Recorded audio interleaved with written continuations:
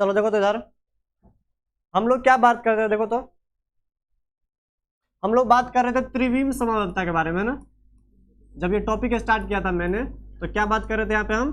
त्रिविम समव्यवस्था। थोड़ा ऊपर से चल रहे हैं तो पिछले क्लास वाला रिपीट कर दे रहे हैं यहाँ पे।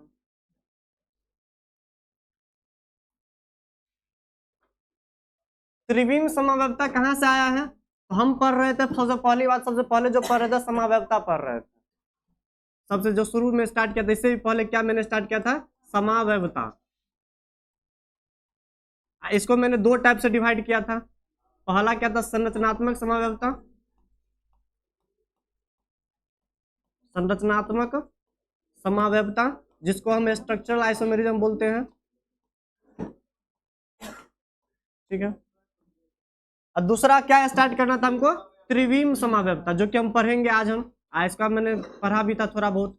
त्रिविम समव्यवस्था का रिपीट कर दे रहे हैं आज हम, भी पूरा आ जाएगा उसमें।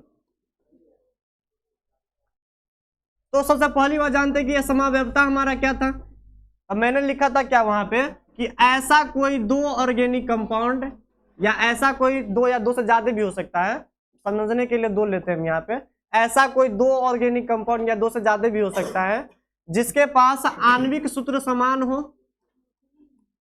जिसके पास आणविक सूत्र यानी मॉलिक्यूलर फॉर्मूला समान हो, लेकिन उसका जो गुण होगा ना, रासायनिक गुण या भौतिक गुण जो होगा वो डिफरेंट डिफरेंट हो, तो वैसे कंपाउंड आपस में क्या कहलाते हैं? समावयव कहलाते हैं। क्या बोलते हैं? समावयवता नहीं बोलते। दो कंपाउंड आपस में क्या कहलाते हैं? समावयव कहलाते हैं। और इस घटना को क्या बोलते हैं? समावयवता बोलते हैं। ऐसा मैंने पढ़ाया था। ऐसा कोई दो ऑर्गेनिक कंपाउंड या कार्बनिक यौगिक या दो से ज्यादा भी हो सकता है जिसका आणविक सूत्र यानी मॉलिक्यूलर फॉर्मूला आपस में समान हो, लेकिन उसका गुण जो होगा आपस में डिफरेंट हो, तो वो समावयव कहलाता है। और इस घटना को क्या बोलते हैं? समावयवता बोलते हैं। जैसे एक एग्जांपल लेके समझते हैं। मान लो मेरे पास एक कंपाउंड है, मैंने ये लिया CH3 CH2, और मान लो CH2, इधर क्या है? CH3 हमारा, ठीक है। CH3 CH2 और CH, इधर मान लो मिल गया CH3, इधर मैंने क्या लिया? CH3, ठीक है। दो ऑर्गेनिक कंपाउंड है, बताओ इसका आणविक सूत्र क्या होगा? देखो तो 4 कार्बन है तो C4, 3 2 5 2 7 3 10 C4H10, ठीक है। इसमें बात करेंगे, देखो तो 1 2 3 4, 4 कार्बन C4 और 3 3 6 3 9 1 10 यानी C4H10। दोनों का आणविक सूत्र समान है, दोनों का आणविक सूत्र समान है, लेकिन दोनों का गुण अलग अलग होगा। अब गुण अलग अलग कहने का मतलब यहाँ पे ये है, इस कंपाउंड का जो नाम होगा वो अलग होगा, इस कंपाउंड का नाम अलग होगा, तभी तो नाम अलग अलग, तभी तो गुण अलग अलग होगा। जैसे मैंने बोला इसका नाम X है, इसका नाम Y है, तो दोनों का प्रॉपर्टी अलग अलग होगा ना। इसका गुण ज्यादा पढ़ने का होगा, उसका गुण कम पढ़ने का होगा, ऐसे करके। इस कंपाउंड का नाम का बात करेंगे तो 4 कार्बन से क्या लिखते हैं हम लोग? ब्यूट, और सिंगल बॉन्ड से क्या लिखते हैं? एन, नाम पड़ जाएगा ब्यूटेन, सही है। इसका नाम का बात करेंगे तो इसका नाम चेंज हो जाएगा, इसका नाम लॉन्गेस्ट कार्बन चेन सेलेक्ट करेंगे, 3 कार्बन से बोलेंगे क्या? प्रोप, और 2 नंबर पे क्या? मिथाइल, तो क्या हो जाएगा? 2 मिथाइल प्रोपेन। दोनों का नाम अलग है, मतलब दोनों का गुण क्या है? अलग अलग है। तो ऐसे इसी को बोलते हैं आपस में समावयव बोलते हैं, और इस घटना को क्या बोलते हैं? समावयवता बोलते हैं, ठीक है। क्लियर हो गया। अब संरचना में अगर डिफरेंस हो, ऐसा कोई दो ऑर्गेनिक कंपाउंड जिसका संरचना में आपस में डिफर हो, तो उसको बोलते हैं संरचनात्मक समावयवता। सुनो, अब ये समावयवता क्लियर हो गया हमारा, ठीक है। अब ये मैंने पढ़ा था, सुनो ये पढ़ा था मैंने, दो टाइप का संरचनात्मक और त्रिविम समावयवता। ऐसा कोई दो ऑर्गेनिक कंपाउंड जिसका आणविक सूत्र सेम हो, लेकिन दोनों का संरचना में अगर डिफर आ रहा हो, तो क्या बोलते थे उसको हम? संरचनात्मक समावयवता। और ये कितने टाइप का था बताओ तो? हमारा 6 टाइप का था। बताओ तो नाम क्या सब, किसी को पता है? सुनो शांत रहो।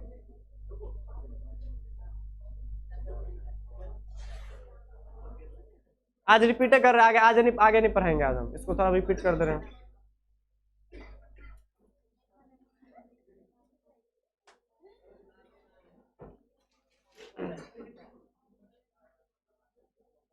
चलो सुनो तो, बताओ तो, शांत रहो, किसी से भी पूछ सकते हैं, हल्ला कोई नहीं करेगा। हम बात कर रहे हैं अब टाइप्स ऑफ संरचनात्मक समावयवता, ठीक है, संरचनात्मक समावयवता। मैंने बोला था ये 6 टाइप का था, कितने टाइप का था हमारा ये 6 टाइप का। इसको इंग्लिश में अगर बात किया जाए तो इसको बोलते हैं हम लोग स्ट्रक्चरल आइसोमेरिज्म बोलते हैं। क्या बोलते हैं? स्ट्रक्चरल आइसोमेरिज्म, ठीक है। ये हमारा 5 टाइप का था। पहला क्या था बताओ तो, किसी को याद है? हाँ, पहला बोला था मैंने श्रृंखला समावयवता, श्रृंखला समावयवता, ठीक है। दूसरा क्या था बताओ तो, स्थानीय समावयवता, स्थानीय समावयवता। तीसरा क्या था बताओ तो, क्रियात्मक मूलक समावयवता या क्रियात्मक समावयवता बोलते हैं। मतलब जब क्रियात्मक समूह का डिफरेंस हो तो क्रियात्मक समावयवता बनता था वहां पे, है ना। क्रियात्मक समावयवता डायरेक्ट लिख सकते हैं यहाँ पे, इसको ऐसे लिख लेते हैं, ठीक है। मतलब ये ऊपर वाला नीचे आ जाएगा। चौथा क्या था बताओ तो, मध्यावयवता, ठीक है, जिसको मेटामेरिज्म बोलते हैं, मध्यावयवता। पांचवा क्या था बताओ तो, चक्रीय श्रृंखला समावयवता। वैसे हमको याद नहीं है, तुम लोग बोल रहा है इसलिए लिख रहे हैं हम। चक्रीय श्रृंखला समावयवता, हाँ, इसको रिंग चेन आइसोमर बोलते हैं, श्रृंखला समावयवता। अगला क्या था बताओ तो, चलावयवता, जिसको हम टॉटोमेरिज्म बोलते हैं, ठीक है। सबका नाम अगर इंग्लिश में लिखा जाए तो इसको बोलते हैं क्या बोलते हैं श्रृंखला को? Chain isomerism. इसको बोलते हैं पोजीशन आइसोमेरिज्म, ठीक है। क्रियात्मक क्या बोलते हैं? फंक्शनल ग्रुप आइसोमेरिज्म या फंक्शनल आइसोमेरिज्म, ठीक है। मध्यावयवता को बोलते हैं मेटामेरिज्म। चक्रीय श्रृंखला क्या बोलते हैं हम लोग बताओ तो, ring chain isomerism, ring chain isomerism. और चलावयवता को क्या बोलते हैं? टॉटोमेरिज्म, ठीक है। इस सब का डेफिनेशन मैंने देखा था, समझाया भी तो सबको डिटेल से। श्रृंखला समावयवता जब चेन का डिफरेंस हो तो श्रृंखला बोलते हैं, जब पोजीशन का डिफरेंस हो, डबल बॉन्ड का, ट्रिपल बॉन्ड का, या फंक्शनल ग्रुप का, या कोई अल्काइल ग्रुप का, तो बोलते हैं स्थान समावयवता। जब क्रियात्मक समूह का ही डिफरेंस हो तब क्या बोलते हैं? क्रियात्मक समूह समावयवता। ये 3 मेरा स्पेशल केस था, दोनों इस 3 को डिटेल से मैंने बताया था वहां पर, तभी टाइम नहीं है बताने का हमको, ठीक है। तुम लोग पढ़ा होगा ये सब, चलो ठीक है। संरचनात्मक समावयवता क्लियर हो गया हमारा। अब दूसरा पार्ट हम लोग जो स्टार्ट करने जा रहे हैं वो हमारा क्या था बताओ तो, त्रिविम समावयवता। क्या था हमारा? त्रिविम समावयवता, जिसको हम स्टीरियो आइसोमर बोलते हैं,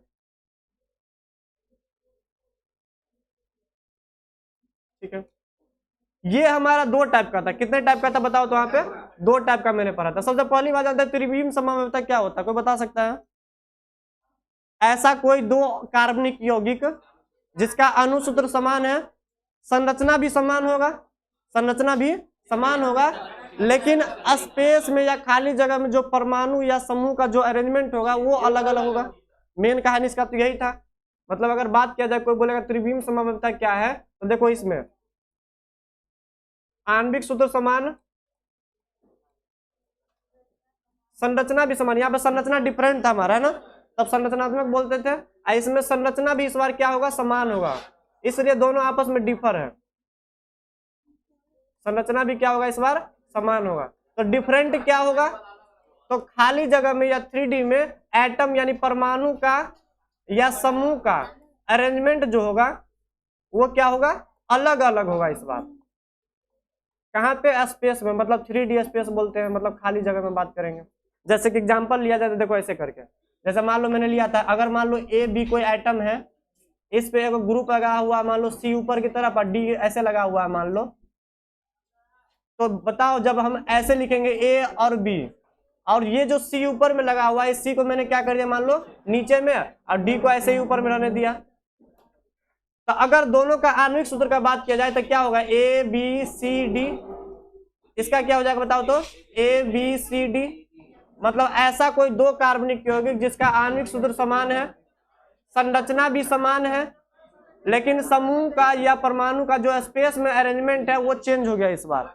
तो हो गया क्या? ये दोनों क्या कहलाएगा? त्रिविम समावयवता कहलाता है, ठीक है। इसको मिटा रहे हैं, आप त्रिविम समावयवता का टाइप थोड़ा पढ़ रहे हैं।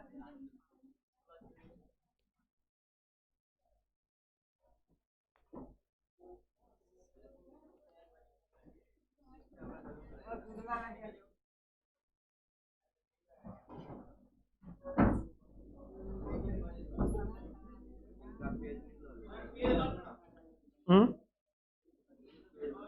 ले ले।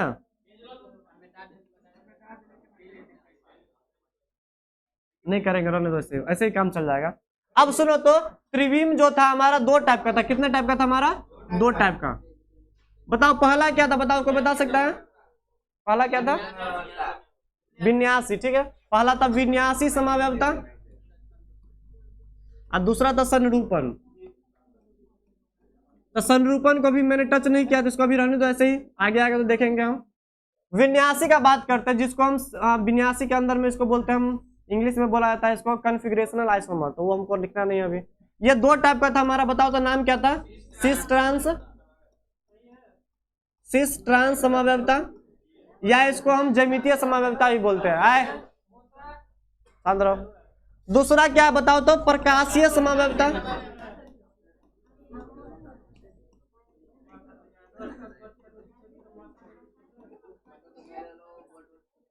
सुनो सांद्रो, तुम लोग बोलेगा भाई जी विन्यासी समवयवता का डेफिनेशन तो नहीं लिखा है।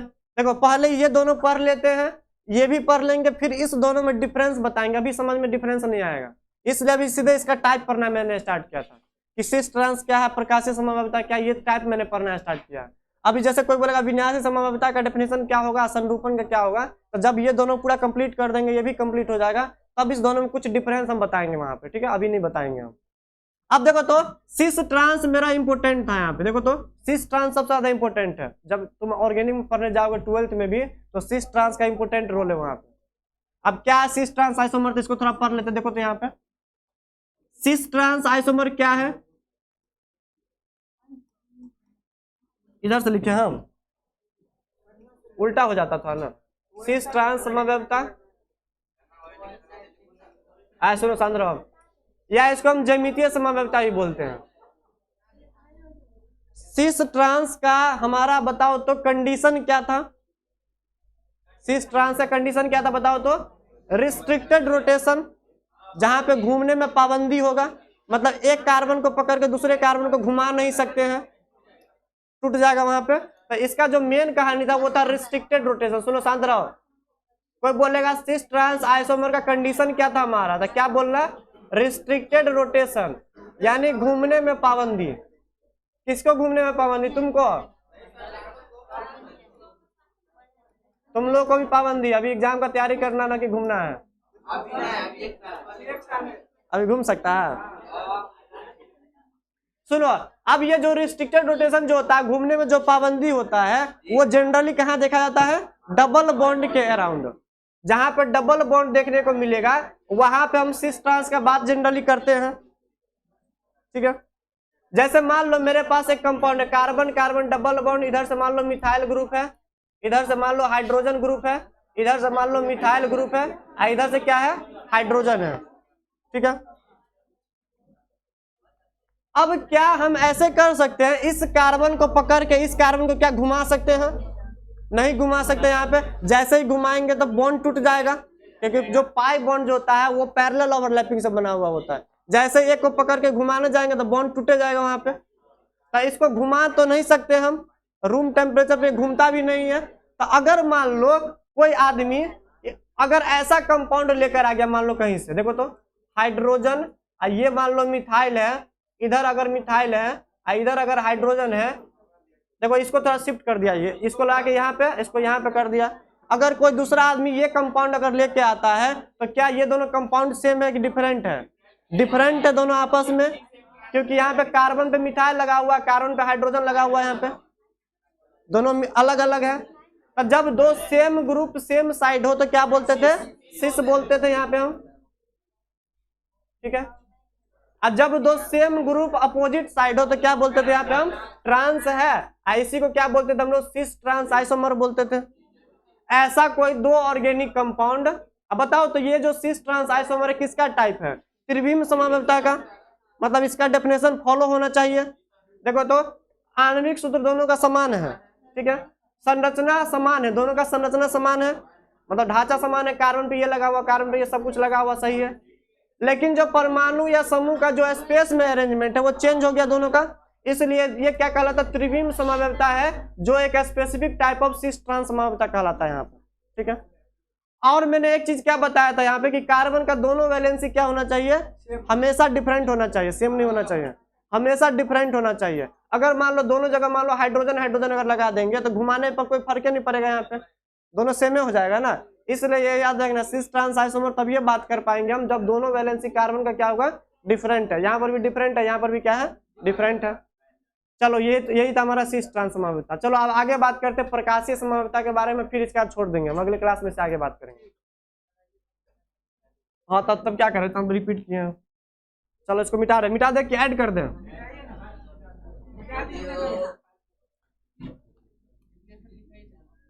डेफिनेशन लिखा दे रहे हो, डेफिनेशन लिखा दिए थे ना। चलो इसको समझ लेते हैं। देखो तो अब दूसरा पढ़ रहे हैं प्रकाशीय समव्यवता। देखो तो इसको अच्छा से देखना, ये भी इंपॉर्टेंट है, दोनों इंपॉर्टेंट है, सिस ट्रांस और प्रकाशीय। देखो जनरली ना स्टूडेंट के दिमाग में ये दोनों ज्यादा जल्दी घुसता नहीं रहता। जो सिस ट्रांस जो है ये प्रकाशीय समव्यवता है, इसमें बहुत फंसता, जब हम लोग भी थे तो फंसते थे यहाँ पे, ठीक है। इसको अच्छा से पढ़ना है, प्रकाशीय समव्यवता। हाँ हम लोग मतलब जो था हमारा स्ट्रक्चरल आइसोमर वो अच्छा से पढ़ लिया था, लेकिन ये सब जो था ना जल्दी दिमाग में नहीं घुसता रहता है, अजीब टाइप का थोड़ा फीलिंग होता है। 3D में अरेंजमेंट थोड़ा डिफिकल्ट लगता है सोचने में भी। चलो इसके बारे में बात करते हैं। इसको इंग्लिश में बोलते हैं ऑप्टिकल आइसोमर बोलते हैं इसको, इसका डेफिनेशन पढ़ के छोड़ देंगे हम। Optical isomerism. देखो तो ये प्रकाशीय समव्यवता क्या है, तो सबसे पहली बात ये त्रिविम समव्यवता का एक पार्ट है। तो बताओ त्रिविम का फॉलो करेगा डेफिनेशन को, मतलब ऐसा कोई दो कार्बनिक यौगिक जिसका आणविक सूत्र समान होगा, संरचना समान होगा। हाँ 3D स्पेस में एटम या परमाणु का अरेंजमेंट क्या होगा, अलग अलग होगा। चलो ये वाला रूल फॉलो होगा यहाँ पे, सुनो। अब ये प्रकाशीय समव्यवता क्या है, तो सुनो एक काम करना है, क्या, एक ऑर्गेनिक कोई भी केमिकल कंपाउंड को कंटेनर में भर लेना। क्या करना है, कोई भी केमिकल कंपाउंड को क्या करना है, कंटेनर के अंदर बंद कर देना, ठीक है। सुनो शांत रहो। देखो तो कोई भी केमिकल कंपाउंड यानी कार्बनिक यौगिक को क्या करना, कंटेनर में ले जाकर बंद कर देना। और यहां से क्या करेंगे हम, लाइट पार्टिकल को क्या करेंगे हम, पास करेंगे। मतलब प्रकाशीय कण को, जो लाइट होता है उसमें भी पार्टिकल छोटा छोटा होता है, तभी तो लाइट वाइब्रेट करते हुए मेरे पास पहुंचता है। हाँ वेव के रूप में पार्टिकल जो होता है, पढ़ाई तो शायद एक बार, हाँ वाइब्रेट करते हुए चलता रहता है, पार्टिकल होता है, ठीक है। तब मान लो मैंने क्या बोला, मेरे पास ये सन है, क्या है ये, सूरज है, या कोई लाइट का सोर्स है, प्रकाश का स्रोत है। जब यहां से क्या करता है, कोई लाइट पार्टिकल वाइब्रेट करते हुए मूव करता है, क्या करता है, लाइट पार्टिकल वाइब्रेट करते हुए चलता है वेव की तरह पढ़ाए थे एक बार हम।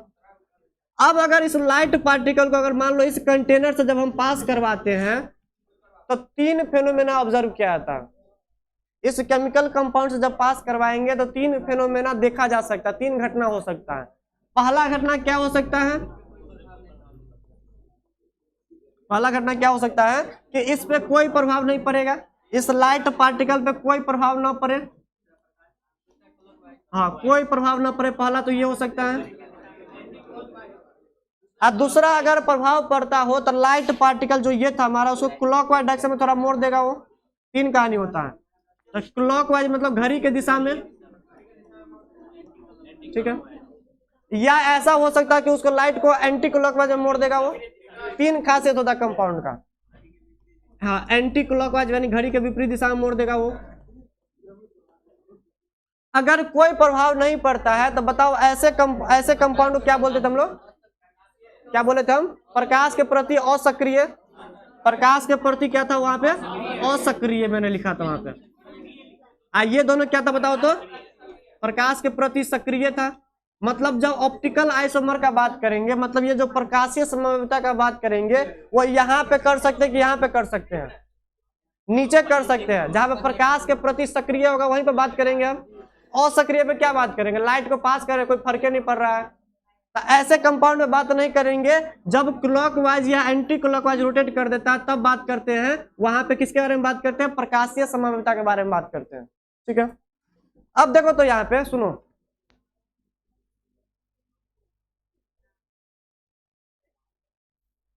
चलो देखो थोड़ा इधर, अब मैंने बोला मेरे पास एक कंपाउंड है, देखो तो C A B D और मान लो P है, ये कोई केमिकल कंपाउंड है, ऐसा ही कोई कंपाउंड तो भरा होगा इसमें, ठीक है। मैंने क्या बोला, ये ऐसा कंपाउंड है जो क्या करता है, लाइट के कारण, लाइट के प्रभाव के कारण क्या वो सक्रिय है, मतलब लाइट पास करवाते हैं तो वो असक्रिय नहीं, कैसा है वो सक्रिय है। तो मैंने यहाँ पे लिख दिया कैसा कंपाउंड है, सक्रिय कंपाउंड है। अब तुम बोलेगे भाई आप कैसे समझ लिए कि सक्रिय है, तो इसके लिए कंडीशन में आगे बताएंगे अगले क्लास में, ठीक है, कि कब कोई कंपाउंड को हम देख के सक्रिय बोलेंगे कि असक्रिय है, क्योंकि जब एग्जाम में क्वेश्चन आएगा तो हम लैब में बैठ के एक्सपेरिमेंट तो नहीं करेंगे, लाइट को पास करवा के तो नहीं देखेंगे हम, तो इसके लिए हमारे पास कुछ ट्रिक होना चाहिए, ठीक है। तब मेरे पास ये पता है कि ये सक्रिय है, अगले क्लास में कंडीशन बताएंगे क्या कंडीशन होता है। अगर ये सक्रिय है और मैंने बोल दिया ये क्लॉकवाइज डायरेक्शन में अगर लाइट को मोड़ दे रहा है, मतलब घड़ी के दिशा में, तो इसका जो दर्पण होगा हमारा, दर्पण का जो प्रतिबिंब बनेगा हमारा, इस कंपाउंड का जो दर्पण का प्रतिबिंब बनेगा वो जैसे मान लो कैसे बनेगा बताओ तो, कार्बन के आगे P, पीछे B, ऊपर A और नीचे क्या हो जाएगा यहाँ पे D हो जाएगा, उल्टा हो जाएगा इसका जस्ट। तो अगर ये लाइट के कारण सक्रिय है, ये क्लॉकवाइज में घुमा रहा है, तो बताओ ये कैसे घुमाएगा, एंटी क्लॉकवाइज डायरेक्शन में। ये दोनों कंपाउंड जो होता है वो आपस में प्रकाशीय समव्यवता कहलाता है। ऐसा कोई दो कार्बनिक यौगिक जिसका आणविक सूत्र समान है, संरचना भी समान है, लेकिन स्पेस में अरेंजमेंट अलग अलग हो गया, आगे P है तो आगे देखो B दिख रहा है यहाँ पे, पीछे B है तो देखो पीछे क्या दिख रहा है, P दिख रहा है, तो ये दोनों आपस में क्या कहलाता है, प्रकाशीय समव्यव कहलाता है, और इस घटना में क्या बोलते हैं, प्रकाशीय समव्यवता बोलते हैं। अगले क्लास में हम ये बात करेंगे कि कौन सा कंपाउंड सक्रिय है और कौन सा कंपाउंड असक्रिय है। अगर सक्रिय होगा तो मिरर इमेज बना लो, आई दोनों क्या बोल देंगे आपस में, प्रकाशीय समव्यव बोल देंगे। चलो रहने देते इतना ही, अगले क्लास में आगे बात करेंगे।